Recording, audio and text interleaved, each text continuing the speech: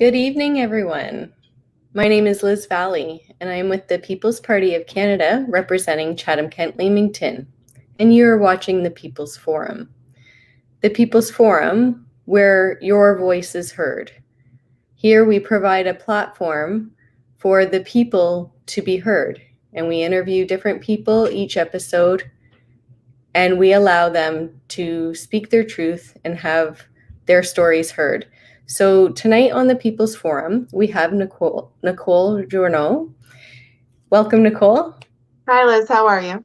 Good. How are you? So Nicole will be shedding some light on a few different things.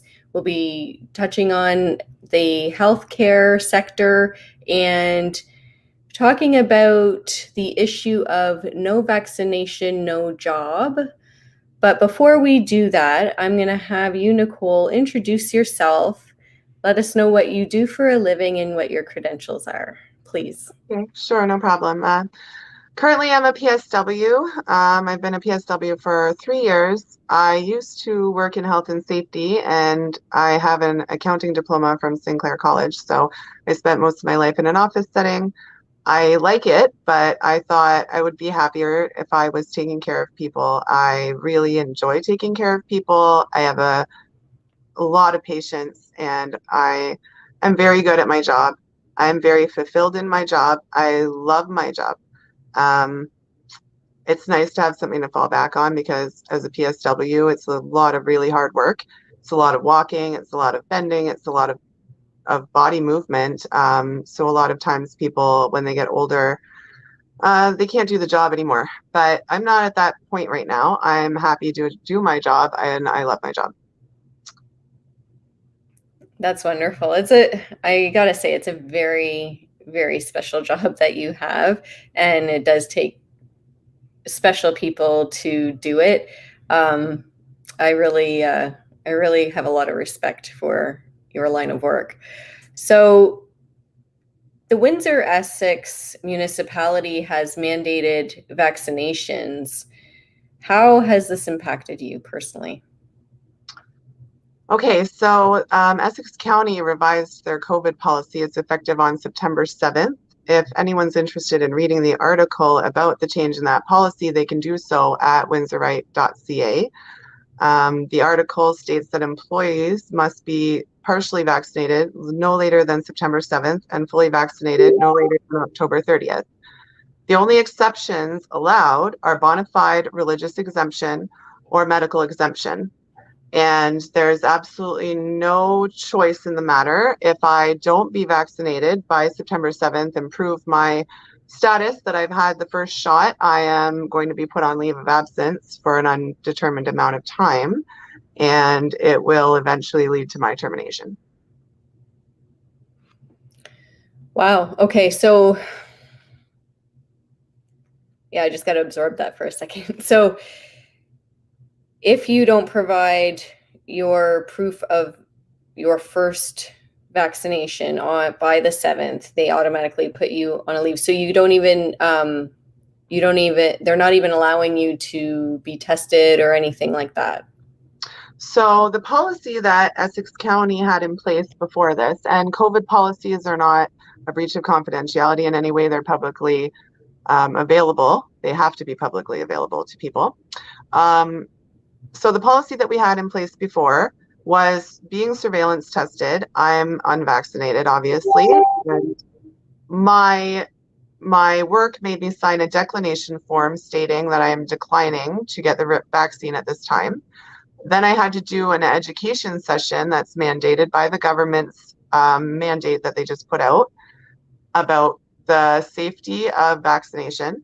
And I had to be surveillance tested. I've been getting rapid tested every single shift that I work before I go to the floor and see anyone's loved one. Before I come into contact with anyone, I get tested.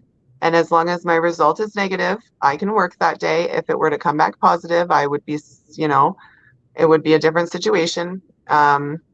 So that policy that was in place that allowed surveillance testing met the mandate of the Ford government. The government mandate states, as of August 17th from News Ontario, that as of September 7th, individuals will be required to prove one of three things: full vaccination against COVID-19, a medical reason for not being vaccinated against COVID-19, or completion of a COVID vaccination education session. So I've already done that, and that's what the mandate states. Those who are not fully vaccinated will be required to undertake regular antigen testing. Again, we were already doing that with the policy that was in place, and there was no reason for them to change the policy and require us to be vaccinated. We have gone almost 2 years through a pandemic. We've had minimal outbreak, and we've had no reason to change our policy. So what about now? Okay, so they're saying just a medical reason. So what about religious? So to get a medical exemption, you need to see a family doctor who's willing to provide you a medical exemption. And from what I've heard, there are no doctors willing to provide medical exemptions to anyone, even people who have not taken a vaccination since they were 2 years old. Someone who's been medically exempt from vaccination since they were 2 years old cannot find someone to give her a medical exemption for this vaccine. Now, what about religious reasons? Religious exemptions are allowed. The situation with that is certain parameters would have to be met, I guess, in your religious exemption. So people have had like kind of a hard time making sure that their paperwork have all the right information that the county requires. But I don't know about them being approved or not approved, or I just know there was like at least one of my friends who applied for a religious exemption had to kind of jump through a little bit more hoops than she should have, in my opinion. Okay, wow. So again, just to reiterate then and make things clear for everybody, what is gonna happen? I mean, it sounds like you're choosing not to be vaccinated. You've made it through this far, through the pandemic, through the thick of the long-term care issues and disasters that they've dealt with. And it sounds like your particular facility had kept things pretty under control. But Well, yeah, there's a lot of facilities that, through no fault of their own, were overtaken by that virus, and I understand that, and I have full compassion. Yeah. But I have been unvaccinated this whole time. My fellow employees, I don't know their vaccination status. It isn't my business. I've been fine. I actually did test positive for COVID in November. I did not have COVID. A whole bunch of people tested positive for COVID who did not have COVID. So I think I'll be okay. And I think it's my personal choice. It's my strongly held belief. I am a-religious. I do not have a religious exemption, but it is my strongly held personal belief that I do not want to accept this vaccine. And that should be enough reason for them to provide an alternative that doesn't include me being terminated. Yeah, I agree with that 100%. Okay, so now that you've made that decision, it's the scariest thing that's ever happened to me in my life. I thought I would retire from this place. I love it there. I am so good at what I do, and I love what I do every day that I go to work, and that's a blessing in life that I didn't even know existed. My whole heart is in my job. And it's sad for our residents. They're losing some really good staff members because we're not going to be coerced into doing something we don't want to do to our own body. There's a Nuremberg Code in place. There's a Charter of Rights in place. And that's not okay. That's not okay. Yeah, you're right. It's not okay. And I agree. I mean, for someone like yourself that feels so passionately about what you do, I'm sure those residents just value you and others like you that are in that facility. So it's very heartbreaking to hear this. So again, just as you've made this decision, you're accepting the fact that they will put you on a leave of absence and then eventually terminate you? Is that what's going to happen? I accept that I'm going to be put on a leave of absence, and I'm telling you before I tell them tomorrow, just like I found out on the Windsorite.ca that my job was at risk before I found out from my employer. Right. So I actually was reading the paper, a news article online, and it said that Essex County implemented this new policy and that set out the parameters and the possible termination of the employees who don't adhere to the policy. And I did not get that information from my work until my next shift. So therefore, I found out about this through the community before I found out from my own employer. Wow. And I that feel really bothered me a lot. I think that, first of all, that's really unprofessional. There's no reason why they couldn't have made sure all of their employees were aware of the change in their policy, especially since they do know which one of us are vaccinated and not vaccinated. So they absolutely know which one of us it pertains to. And they couldn't go out of their way to make sure that we found that out. I had to find out about it on the paper. Yeah, a phone call or something, right? Exactly. So tomorrow I will be emailing my human resources department to tell them that I do not accept them mandating a vaccine. I get to decide what goes in my body and what doesn't. I get to decide whether I'm willing to take a risk with the coronavirus or a risk with the vaccine. Yeah. There's no long-term studies. I'm not saying never, but you are going to be hard pressed to get me to put a vaccine in my body that doesn't eradicate a disease. A lot of people lately, when I've been talking about this, have been bringing up polio vaccination, saying that if people had my viewpoints when the polio vaccine came out, that we'd still have polio and we'd still have a problem. And I just want to address that as well. Polio vaccine eradicated polio. You get a polio vaccine and you can't catch polio and you can't spread polio to other people. But unfortunately, with this COVID vaccine, you can still get COVID and you can still spread COVID to other people. And if you're vaccinated and you are symptomless because hopefully your vaccination is working properly, I'm really happy about that. But it's my choice whether I want to risk being one of the 6 or 9, whatever percent of people that are unvaccinated right now. I don't think it's too high, maybe like 15%. I think the last one statistic I saw said 85% of people had at least one shot. I'm not sure. Mm-hmm. But if I want to choose to be one of those 15% of people, I live in Canada. So why is there even an argument about that? I've never had to show anybody proof of that polio shot to access a movie theater, a bar, a restaurant, a sports center. I have never had to bring my yellow vaccine card with me to the grocery store. So how can you even compare what they're doing with these vaccine passports and this mandatory vaccination to that?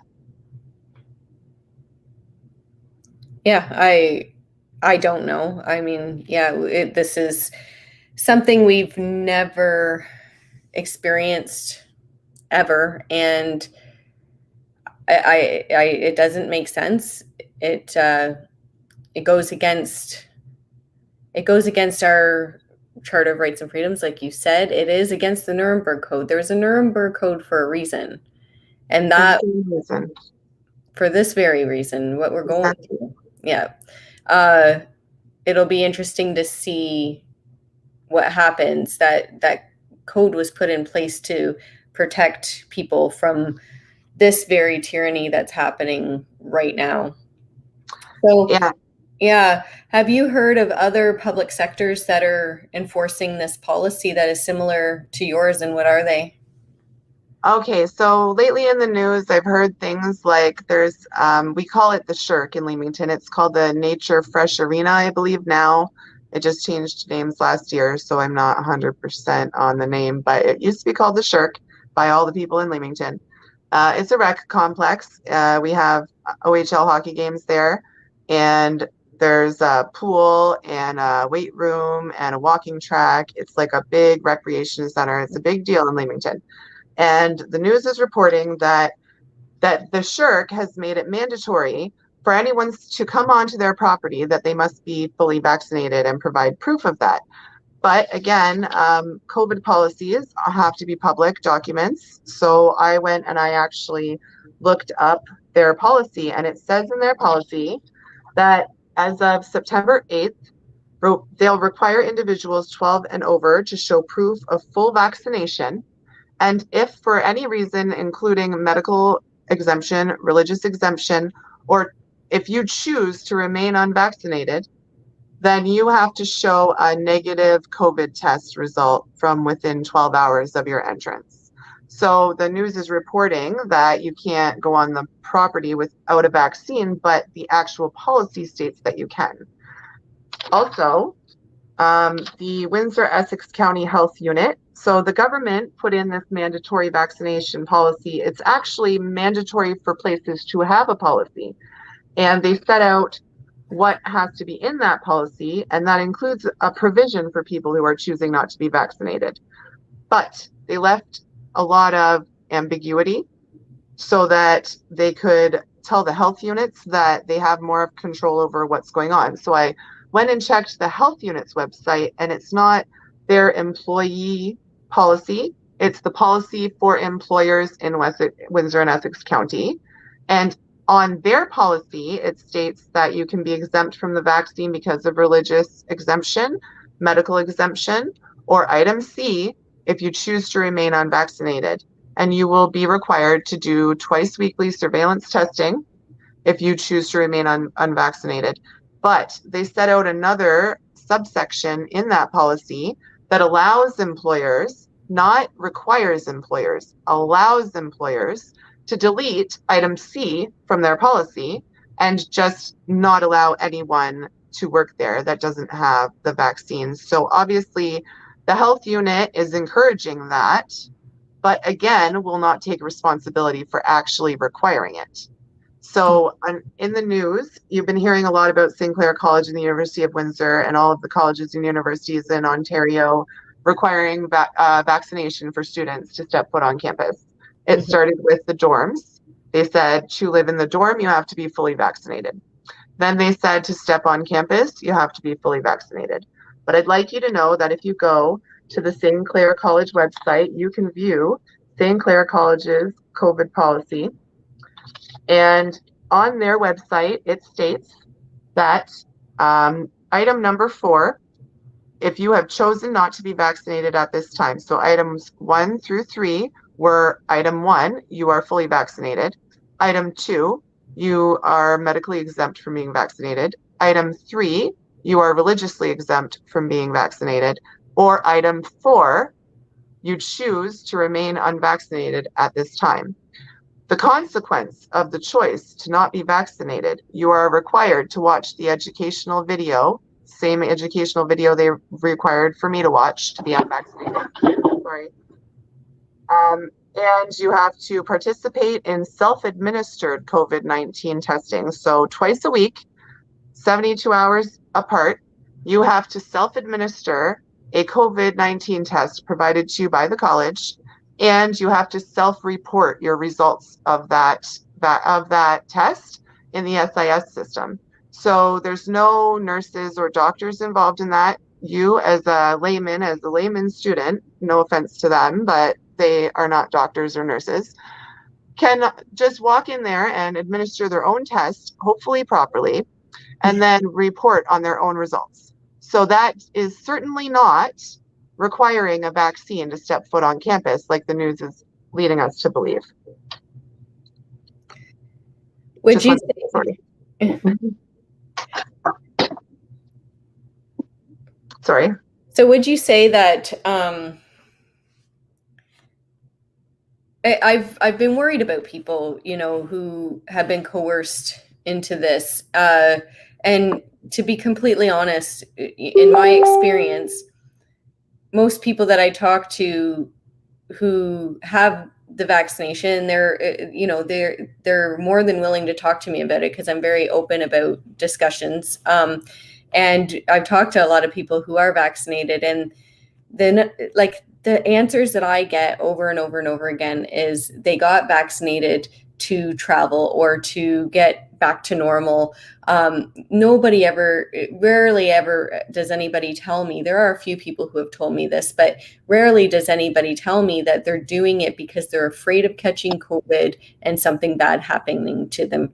I rarely get that answer. So what has been worrying me about this pressure and these coercion tactics and that is that students and that hearing all this, from the news and all of that, students and those people are running out and getting this vaccination that they don't want because they feel they need it to live their life as a free person.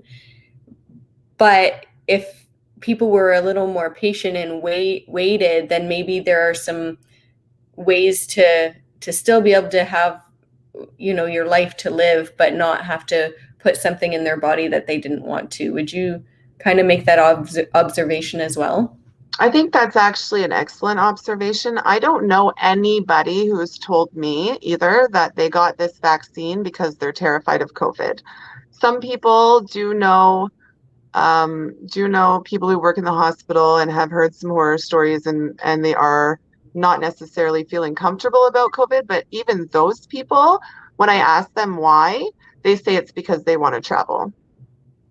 And travel is I think the number one thing that I hear. It seems like they told you couldn't travel to see who would give in to their demands.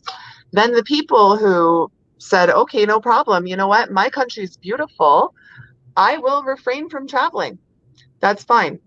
And those people didn't get it, right? And then they threatened to take away more and more and more things until 85% of the population gave in and got at least one shot. And now they're trying to administer this also to kids who were born in 2009. So they're not 12 yet, but they're going to be 12 this year. They're making an exception for those kids. So how long is it going to be before it's smaller kids than that, right? And we still don't know the long-term effects of this vaccine. So right. I don't understand why it would become mandatory for anyone to take it. Yes. And by all means, there's one thing that people do get confused about me, and you may have experienced this as well. If people out there feel that this is an emergency for them and they're terrified to catch this virus, and they feel like the vaccination is their way back to normal and to feel okay with going out in public, by all means, go get it. I'm not going to make that decision for you. If you feel it's an emergency for you, if you feel for your own health that this is important and you have to do it, then go get the vaccine. That's your medical decision to make. Well, in my line of work, most of the people I know are vaccinated, right? Mm-hmm. And a lot of those people went out and got this vaccine without knowing anything about it and wish they hadn't done it, but it's too late. And right. So the policy also includes those people, because now they're just talking about administering a third shot, right, to the vulnerable sectors. I'm sure you've read about that. And those booster shots are going to be required. And so Pfizer announced one day that they are almost done making a vaccine for the Delta variant. So when that's done, that's under this policy as well. So you're giving up your rights. Even people who are fully vaccinated are giving up their right to decide. How many booster shots are you going to take? Are you going to take this every 6 months for the rest of your life? Just because they say that it will reduce your chance of being hospitalized. They cannot quantify that. They can't tell you how much it reduces your chance of being hospitalized. But I'd like to remind people that your chances of being hospitalized were minimal to begin with. If you're a healthy person and you're not in one of those groups of people that's at high risk, your chances of being hospitalized with this virus are slim anyway. So if you want to go out and you want to get vaccinated against that because those slim chances are too much risk for you to accept and you feel safer taking the vaccine, I'm all for that. That's your choice, right? This is your body and you're going to make whatever choices you deem best for yourself. And I 100% agree with that, because you're a grown up who can make their own decisions, who can read their own research, who can look into their own things. And I'm all for it. I have many, many, many, many, many vaccinated friends who support me because I explain to them that it should be my choice. I'm 35 years old. I've been making my own choices for a very long time. If I don't want to be vaccinated against something, if I'd rather roll the dice and take my risk with COVID, which granted, I would be somebody who had medical complications. I'm not going to get into it, but I'm sure that COVID would not be very friendly to me. I'm a grown up. I can decide for myself. Yeah, I agree. Again, it's all about choice, and for the people who felt the need to take this vaccine and protect their health because of whatever reason that may, it's none of my business what reason that may be. I'm glad you had that option. I'm glad you had that choice. Those of us who have decided not to be vaccinated, we just want that same choice. I think at the end of the day, right? Would you agree with that, Nicole? I think that we have spent so much time in society fighting against discrimination, and that there have been so many movements against discrimination, so much activism against discrimination for people to be discriminating against us because we made a different medical choice than they did. It's not okay. We can't be fighting each other right now. We're all going through what we're going through, and our choices are our own. And if you choose to be vaccinated, I think that's a wonderful choice. And if I choose not to be vaccinated, it doesn't affect you. If you're vaccinated, you can still get COVID and you can still spread COVID to other people. So me being vaccinated is supposed to be my personal choice about cutting down my risk of hospitalization. And it has nothing to do with you. If you're vaccinated and I'm vaccinated, I could still give you COVID. It's not any different. So you work in long-term care. Yep. Now, okay, so with the vaccination, from what we can tell so far, it reduces they're hoping that it reduces somebody's chance of death, somebody's chance of going into the hospital, somebody's chance of becoming even really sick or even showing symptoms. So there's a lot there. I'm wondering, do you have any concerns with, those who are vaccinated and, like you said, you can still catch it, you can still spread it, unknowingly going into a long-term care facility and passing the virus on to other people? Because right now it seems like everybody's only worried about the unvaccinated. We're the diseased ones, and we're the ones causing everything. We're getting everybody sick, even though we don't have it. Are you concerned that somebody could unknowingly spread it to a facility like a long-term care facility or a hospital or something like that? I think that any of us can potentially spread this virus, and absolutely nobody should be held accountable because nobody's doing that on purpose. No. Vaccinated or unvaccinated people are not spreading this disease on purpose, and it's the same mindset as locking everyone down even when they're not sick. I understand requiring quarantine for somebody who's sick. I do not understand why I can go shop at Walmart, but I can't go into Source for Sports when there's a lockdown going on. And now with cold and flu season coming, they've been setting this fourth wave up since April. They've been saying there's going to be a fourth wave in September and it's going to be the unvaccinated's fault. And now here we are in September. The case numbers are rising. It's cold and flu season. How much longer till we're locked down again? Yeah. And another question that I have, and it's not really directly related, but if we have such a great compliance in this province and in our community personally of vaccination, yet our numbers are jumping, before or higher than it was this exact same time last year. So it just seems it seems crazy to me that we are only blaming the unvaccinated when 85%-ish people haven't had at least one shot. I believe today they announced that 76% have had 2 shots. So we have more compliance than they even dreamed of a year ago. They were hoping for 55 to 65% of people being vaccinated to achieve herd immunity. Well, you can't have herd immunity with something that doesn't make you immune. How Right. will we ever? We could have 120% compliance. But if this vaccine doesn't make us immune to the virus, how can we have herd immunity? Right. That is one of the little pet peeves I have about it, because it's not making anybody immune. So what are we chasing? A dragon? Because if it's not making you immune to COVID, then you can't have herd immunity. Yeah. Now, just to throw something out there, you mentioned you're 35 years old, Yep. right? So what are I'm sure you've looked this up because you're so well versed. What are your risks with COVID? So, the survival rate, chances of being ill, chances of having a bad outcome, just based on the fact that you're a 35-year-old female. What are your risks with COVID? A lot of the risks with the COVID pertain to me personally because I have certain medical complications.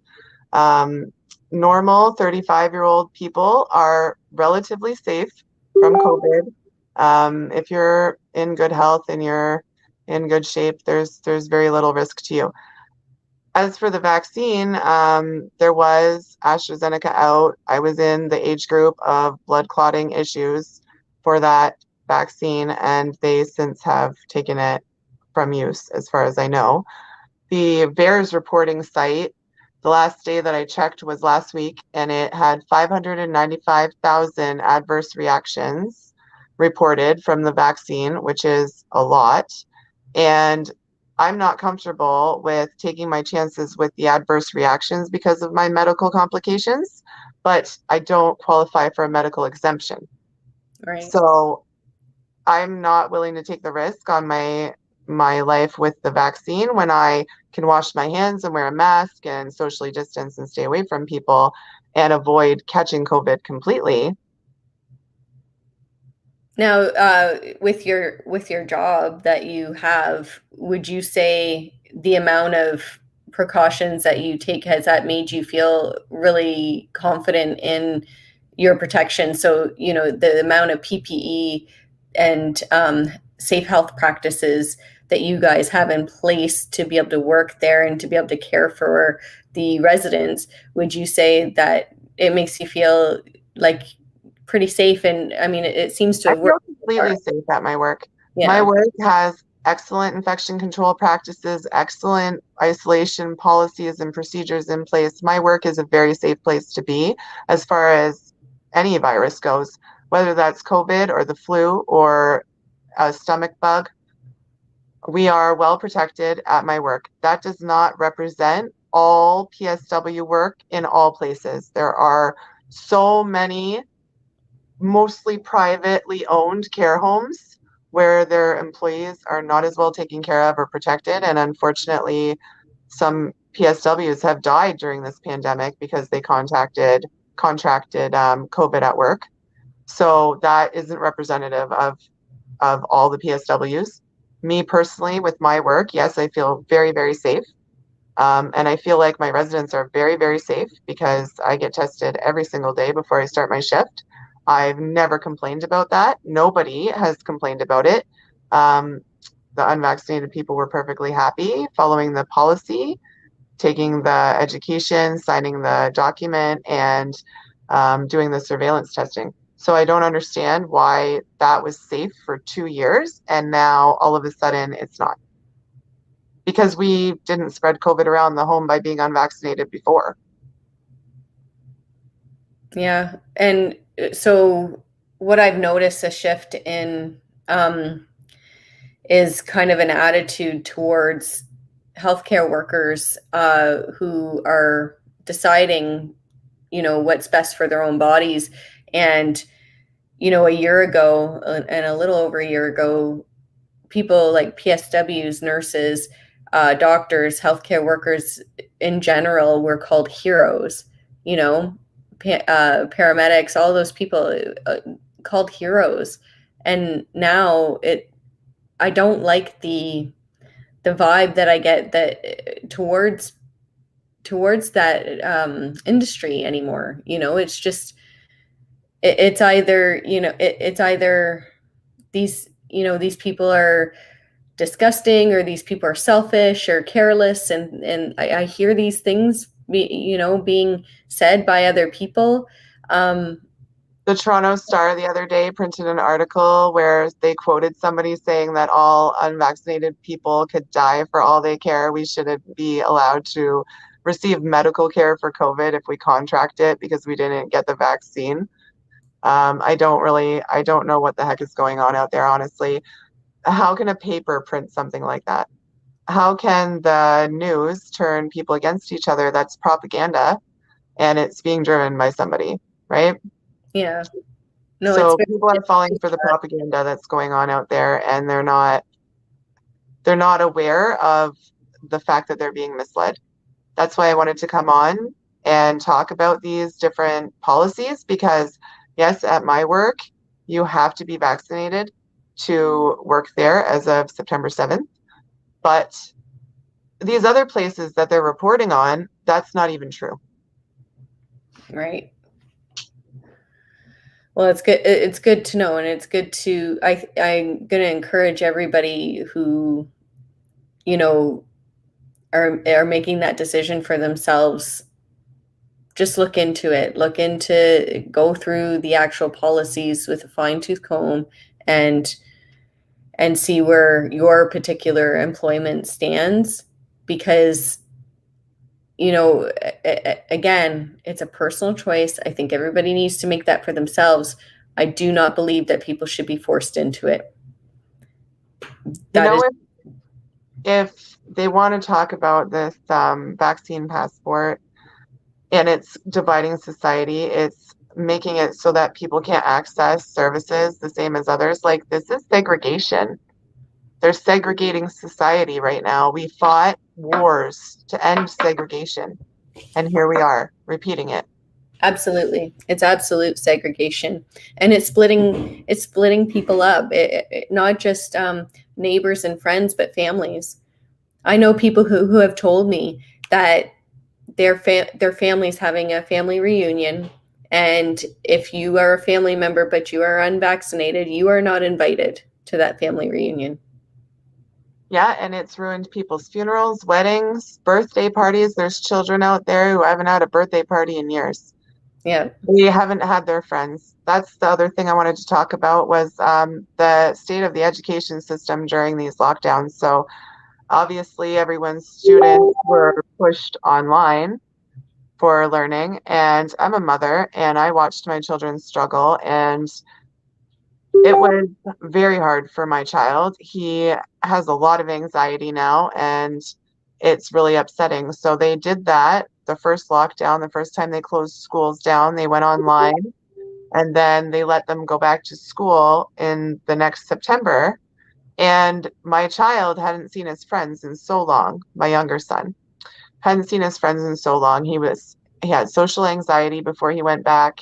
He was scared to go back to school because it was like, well, am I going to catch a virus there? Or, am I going to be allowed to see my friends? And he went back to school, and they did a shuffle, because they do that sometimes at the beginning of the year for schools. So they did a shuffle. Originally, when he went back to class, he had a good couple first days because he actually got to see some of his friends. And then they did a shuffle, and they shuffled all of my son's friends out of his class. So for the whole time that they were back in person learning, my son got to stand on one side of a line and watch all of his friends play together on the other side of the line. And that's not acceptable either. Children need to play. They need social interaction. They need experiences and adventures. They need to learn. We cannot stand in the way. What happened to No Child Left Behind? That's what I want to know. So the government slogan, No Child Left Behind, both of my children were left behind. My older son's in high school. He failed so many classes because of online education, because it's really not good education. My poor son, I witnessed him go through a lot, honestly, with the teachers and the classrooms. I sat through some of the classes. I understand why it was so hard for him. It goes so fast, and you can't stop it. So yeah, he's now behind going into grade 11, and Wow. he's lost all of his self-confidence because of it. And that's not acceptable either. My son deserves to have the opportunity to succeed in life. My son deserves to have something to look forward to and to feel pride about. And I'm not impressed with the whole thing. I've actually pulled my son out of school. I'm signing papers in the morning because I'm going to be homeschooling him from now on. My younger son, both of my children are against the vaccine. I actually left it up to my children. I gave them the information available to me on both sides of the fence. And I said I support them in whatever decision they make because they're 13 and 16 years old. And I think that they understand. They're pretty smart kids. So obviously I'm against having the vaccine. So I lean towards them not having it. But if they had have said to me, well, Mom, I want to go to the theater and I want to see my friends and I want to be on a sports team. My son used to play hockey before all of this. If those things were important and they wanted to get the vaccine, I would support them in that. But they have both told me that in no uncertain terms they're going to take it. And so my younger son wants to go back to school because he wants to see his friends. But I'm majorly concerned about the pressure that he's going to be put under, the fact that they're not requiring parental consent for anyone over 12 while they're in that pressured environment, which is coercion and duress. So why did I have to consent to everything else that's ever happened to him? I had to consent to the HPV shot because he was 12 then. So why do I have to consent to an HPV shot, which is approved by Health Canada, but I don't have to consent to an experimental vaccine? I think that's a very good question. It is a good question.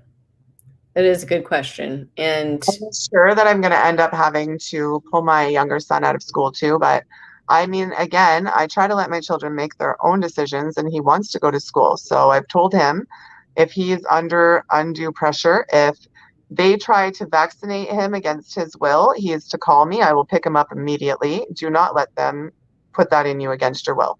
If you want it, that's different. But I'm concerned because he really doesn't want it, but he's a kid. He's a kid. So he's going to be pressured and pressured and pressured and pressured and pressured. So is it really him who doesn't want it or wants it at that point?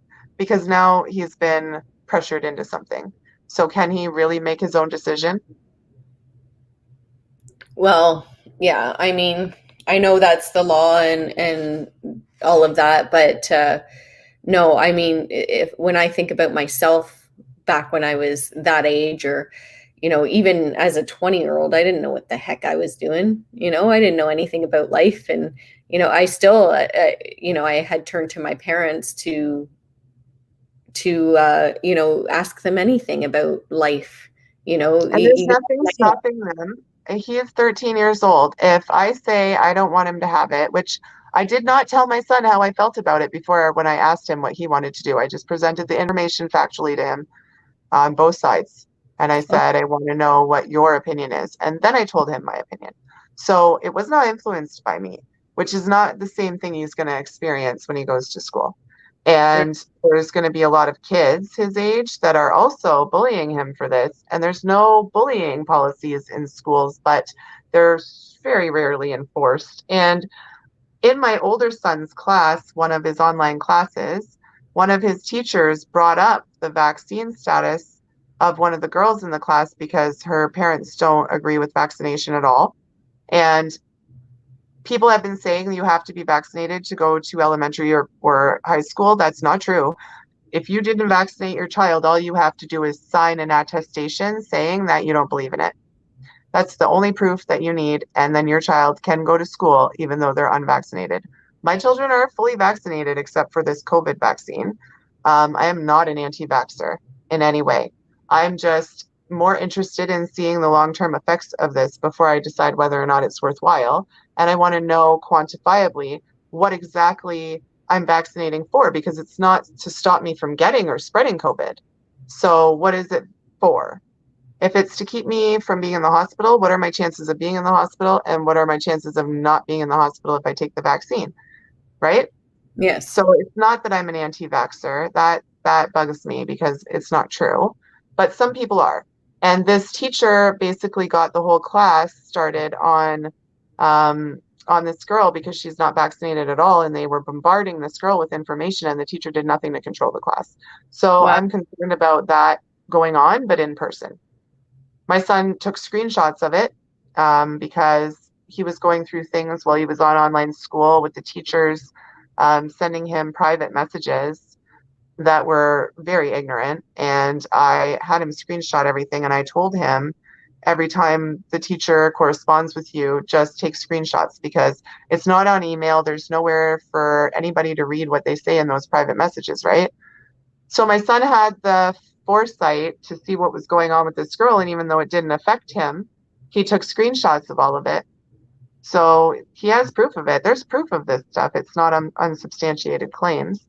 And I'm concerned that my younger son is going to be pushed into getting something that he doesn't want to get. But we'll see how that plays out. I'm willing to pull him out and homeschool him too, but I'm also willing to give him the opportunity to go to school with his friends, because that's where he wants to be. Kids Yeah. want to be with their friends. Of course. So this young girl had no vaccines, is that correct? Right, because there's some religions where they don't believe in that, and I'm sure that probably has something to do with why, but it's not my business. Yeah. It's not my business at And all. it's certainly not the whole And class. it doesn't affect you. If you're vaccinated for something, then you're protected from getting that thing. Right. So someone else's vaccine status has nothing to do with you. It's not my business, and it also doesn't affect me. So Right. why would I be concerned about it? If I'm Right. vaccinated for polio and she's not, and she has polio, I'm still not going to get polio from her. Right. Yeah. I just can't believe that the entire class was talking about her medical information in front of everybody. Wow. So yeah, I mean, I I'm get asked that question at my work a lot, like, is this person or that person vaccinated? And my answer is always the same. It's none of my business. I don't know. I right. have never, ever asked anyone what their vaccination status is. That's your confidential medical information. And I may have to share my vaccine status with my employer, but I do not have to share it with my fellow employees. That's ludicrous. Right.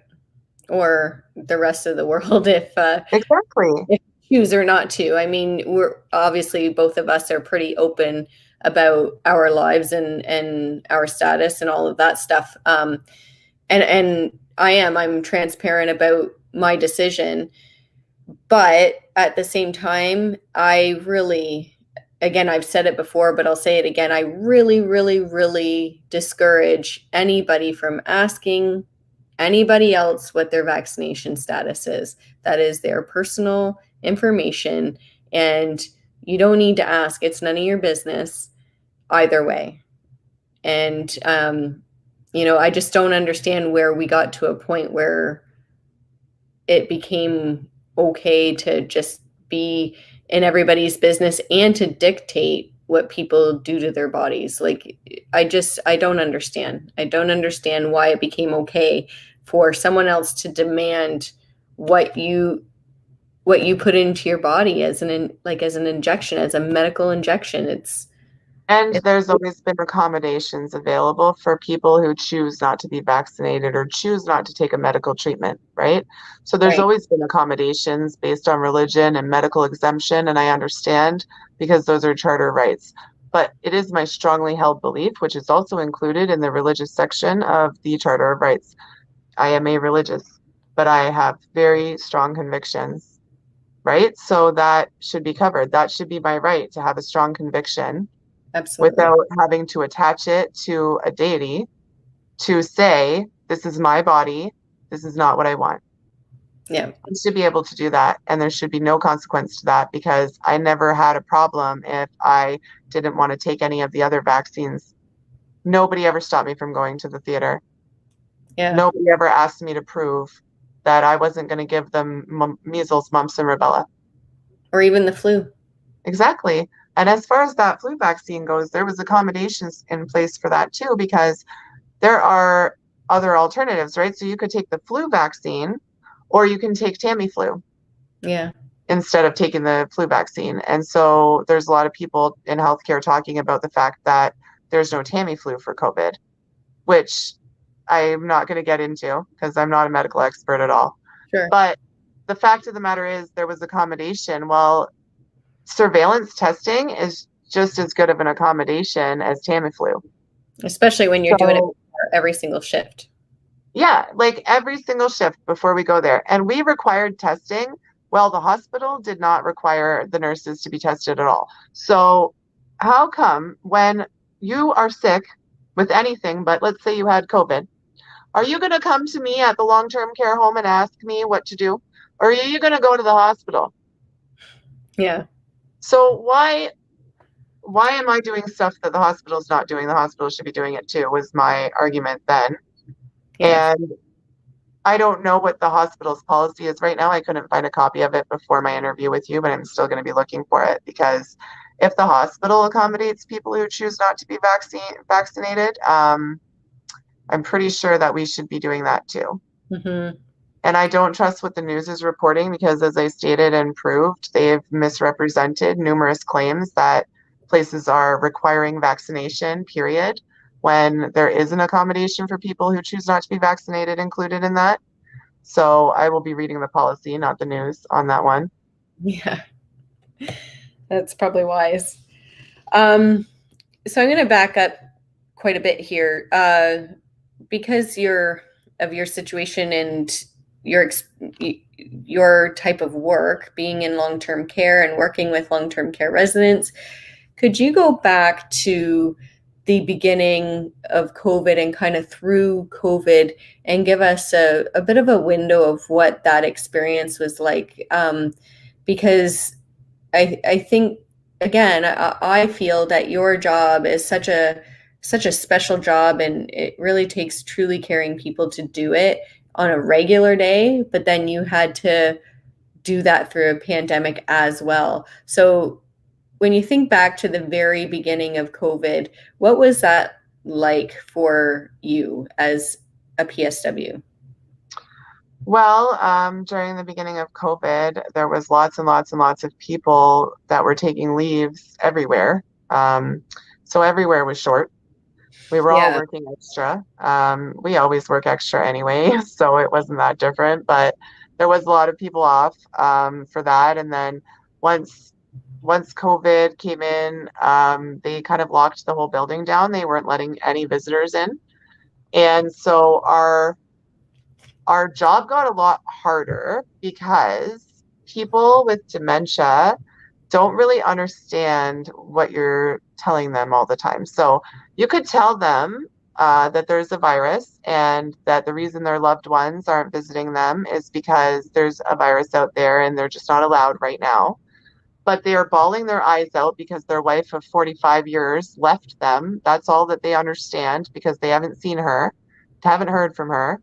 And they're just heartbroken and their hearts are shattered because they just don't understand. I can sit there and I can explain to someone with dementia that this is what's going on, and they can understand me when I say it. But 2 minutes later, they've forgotten what I said and they're back to the original thought of being abandoned, which is a huge fear for a lot of people. A lot of people are terrified of being abandoned, especially in a nursing home. Right? So that's like a big trigger for a lot of people. And I had to watch numerous people absolutely heartbroken and spend a lot of my time trying to reassure them that their family still loves them, but they're just not allowed to visit. And that was really hard. And I think personally, watching some people decline in health was related to isolation from their loved ones.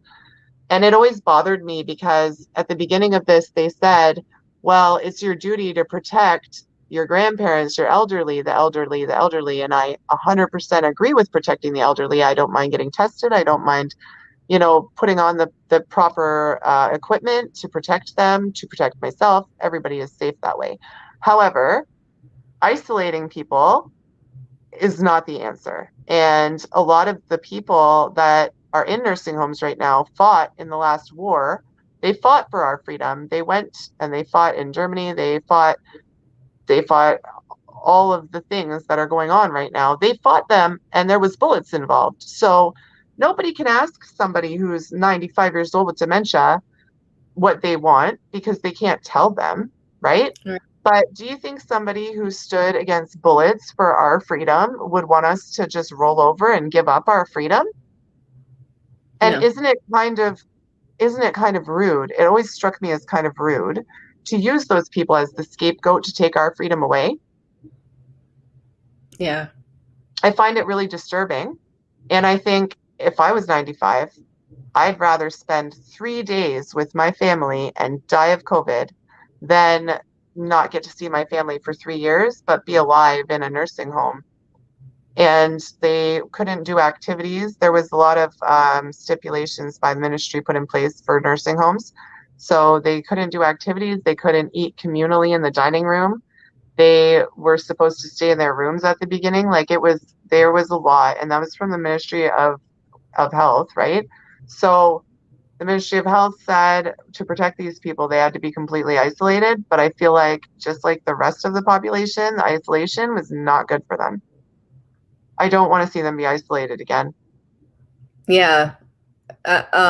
So I remember there was a case, and I forget where this woman was in Ontario, but it was back in October, and she was in a long-term care facility, and she was anticipating another lockdown, and she said that she couldn't go through it again, that she couldn't go through the isolation again, and she chose MAID.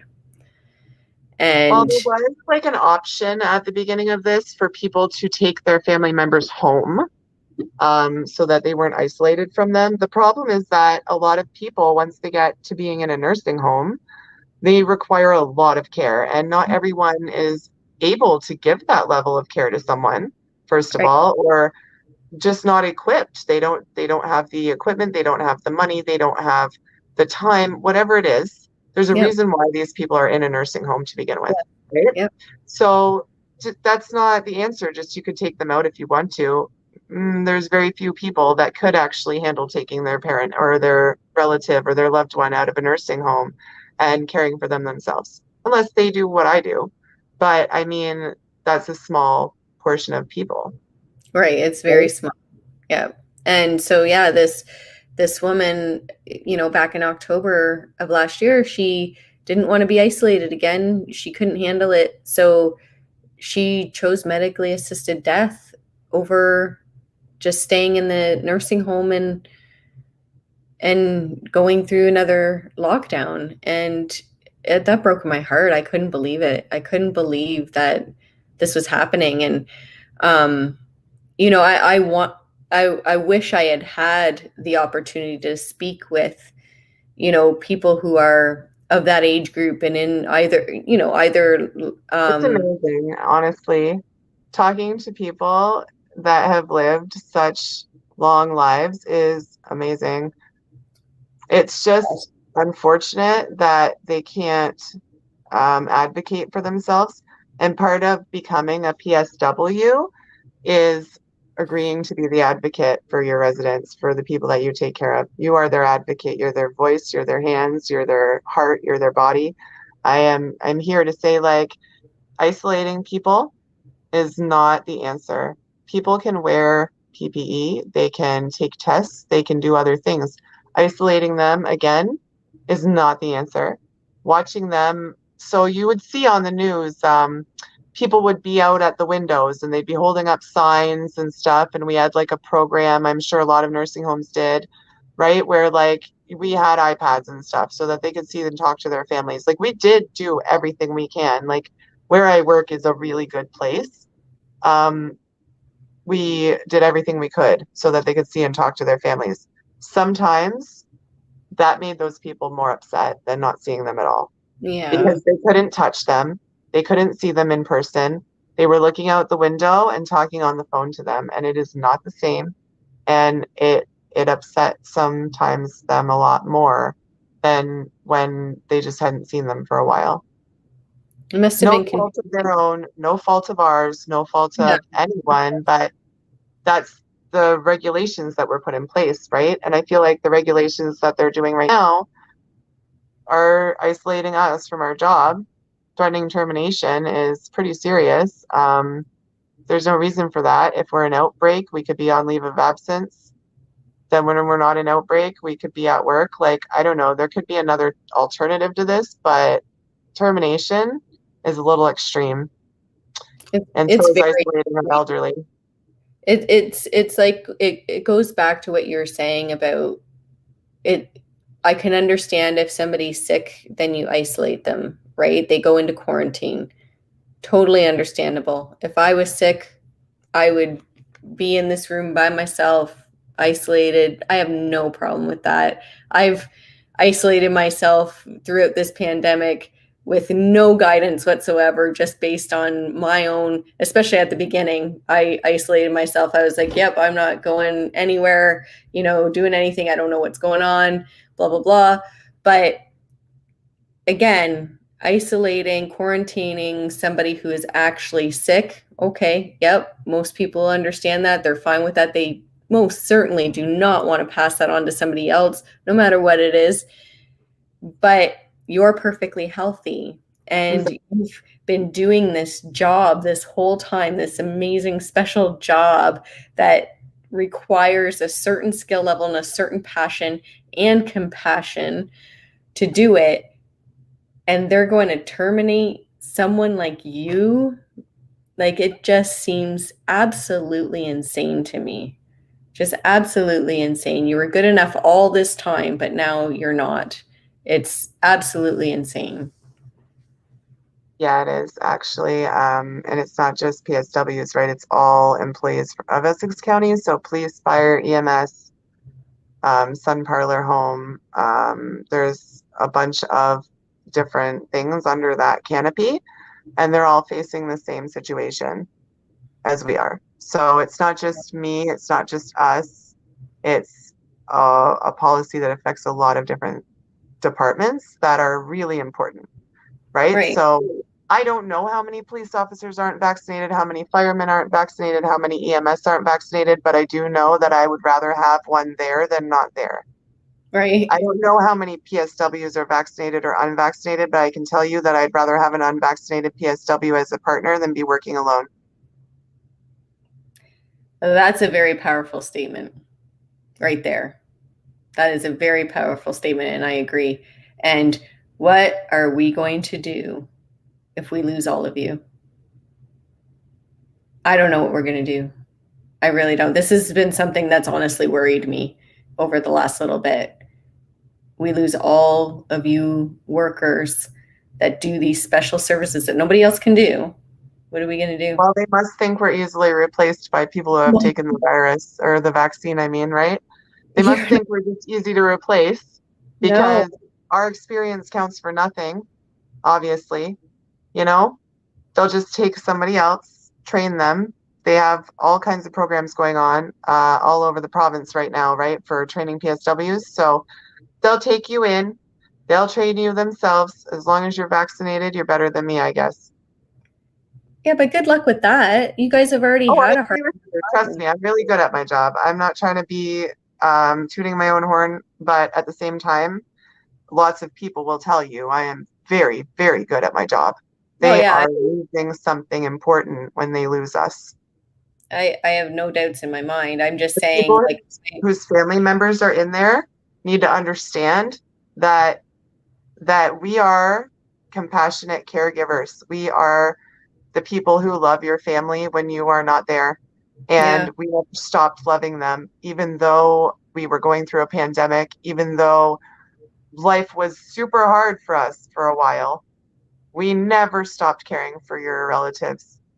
So for us to just be shooed away because we won't submit to a medical demand, you are losing. Your family members are losing good people.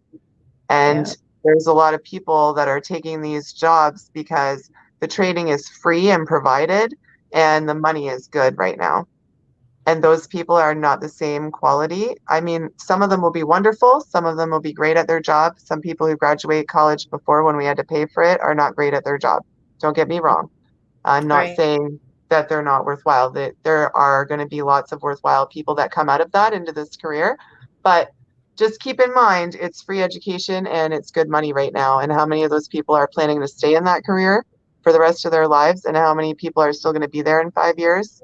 And how many people are just doing it for the money? Yeah. Yeah. So, in your opinion, coming from this perspective of everything, how do people like you fight back? I have no idea what to do. I'm so at a loss. I'm so stressed out. I have no idea what to do, but I do know that I have the right to decide what goes into my body and that I am currently holding my position because I don't think that I should negotiate with these tyrannical actions. So I have no idea what my next step is, and I don't usually live my life that way. It's Yeah. really nerve-wracking for me.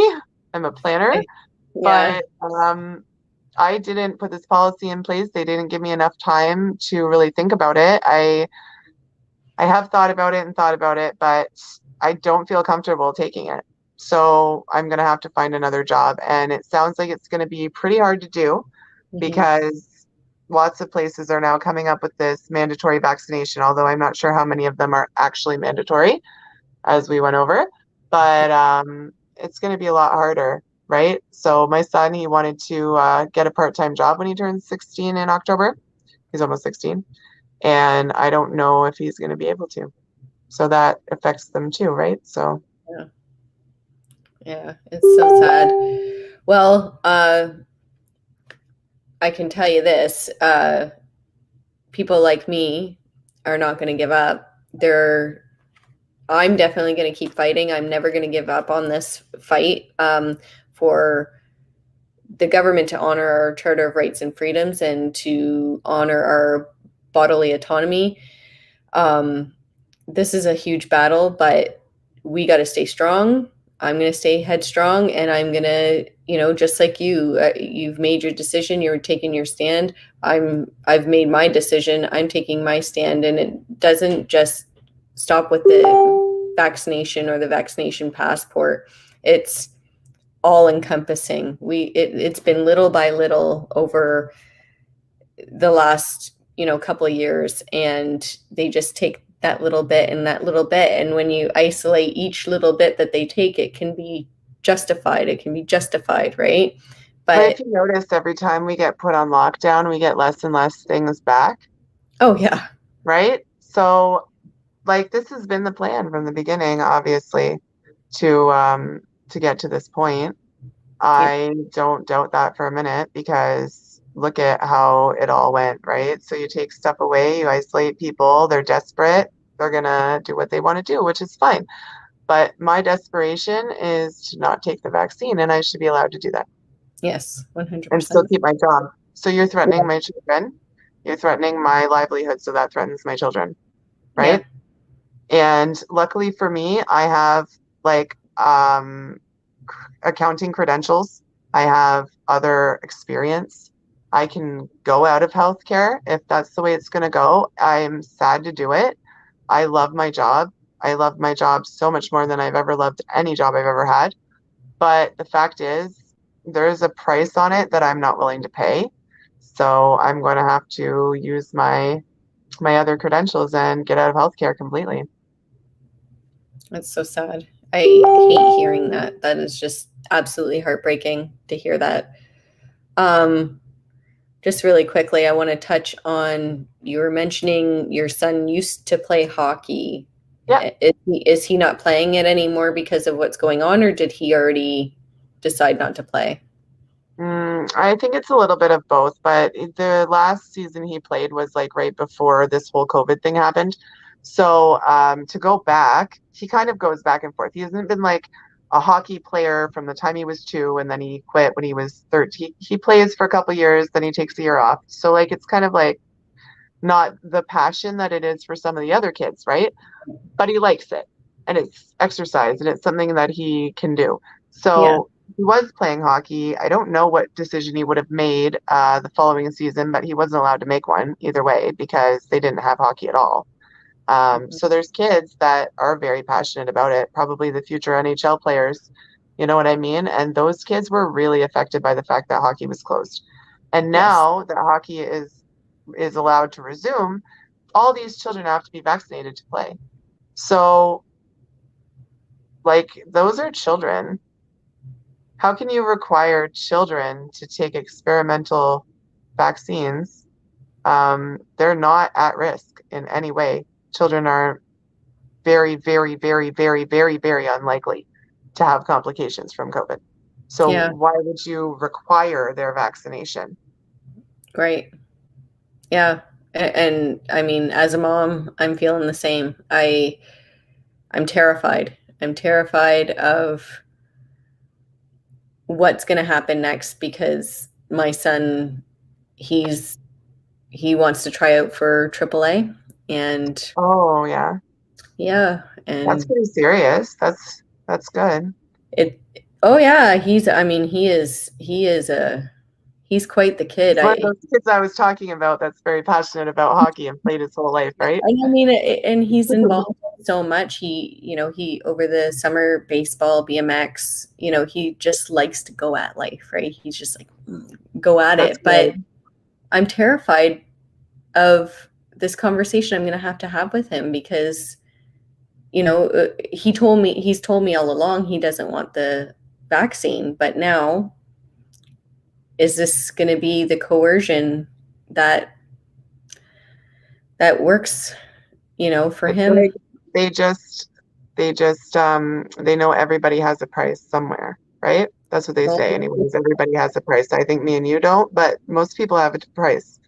Yeah. And they just keep going till they find what it is. So school wasn't it, maybe hockey.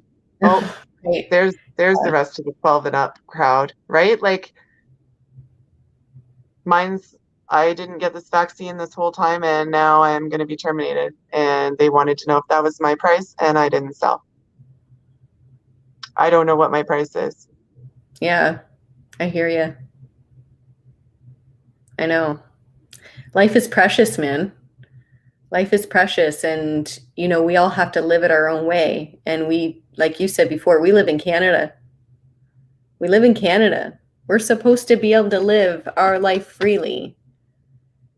And and again, going back to what you said, if somebody else is vaccinated, then they're supposed to be protected, and they shouldn't be Exactly. worried about you or I.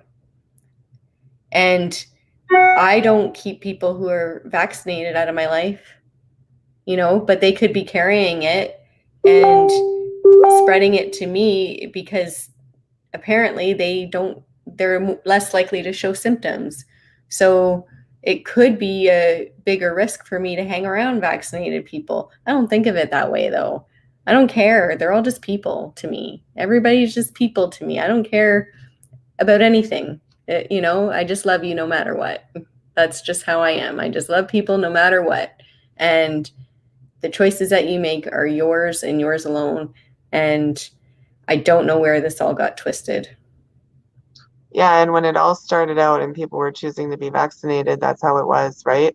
Well, I'm choosing to be vaccinated and you're not choosing to be vaccinated, but I can still get COVID and I can still spread COVID. So, it's really about me. It's about me wanting to travel. It's about me wanting to whatever their price was, right? Mm-hmm. Yep. And and I hope that the vaccine is effective, that it stops all of those people from being hospitalized.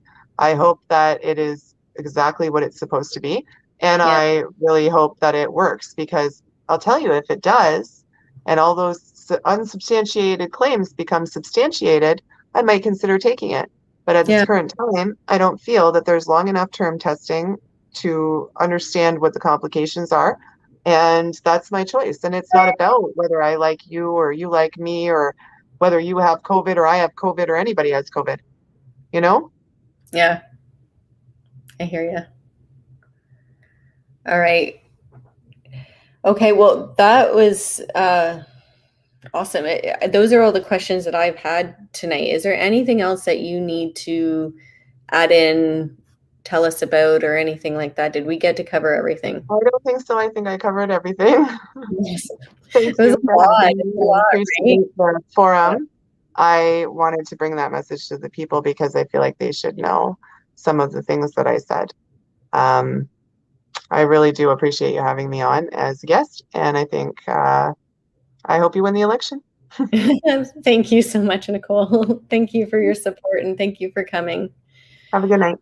You as well. Okay, so that was Nicole speaking about her experiences as a PSW. And I have to say, I found that to be very valuable because I feel like we rarely get the opportunity to see inside of specific industries. And, you know, it's important. It's important to get a real perspective on things. And that's what Nicole provided with us for us tonight. So thank you again, Nicole, for doing that. Thank you again for being a voice. And, you know, I really love the way she laid out the policies. And, you know, she obviously did her homework and she obviously read those policies very carefully and caught some things, you know, that maybe other people would overlook. The media obviously is not clearly reporting the details of that. And I know we shouldn't be surprised at that at all. But again, I just want to reiterate, if you're in a job where you're being threatened, go over that policy with a fine tooth comb before you make any rash decisions. Again, I really honestly feel if the COVID-19 vaccine was right for you, you'd have made that decision right now already. You would have made that decision months ago when you had that opportunity to run out and get it. So at this point, if you still don't have the vaccination, there's a reason for that. Don't let your government push you around. Don't let your government take away your rights and freedoms. You deserve to be a free person. So thank you again for watching the People's Forum. The People's Forum where your voice is heard.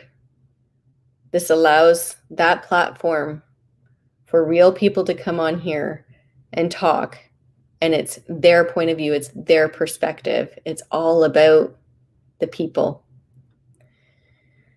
Thank you very much, everyone who has been watching tonight. I hope that you found it as valuable as I do. And remember, vote Liz, Vallee, PPC, strong and free. Thank you and have a good night.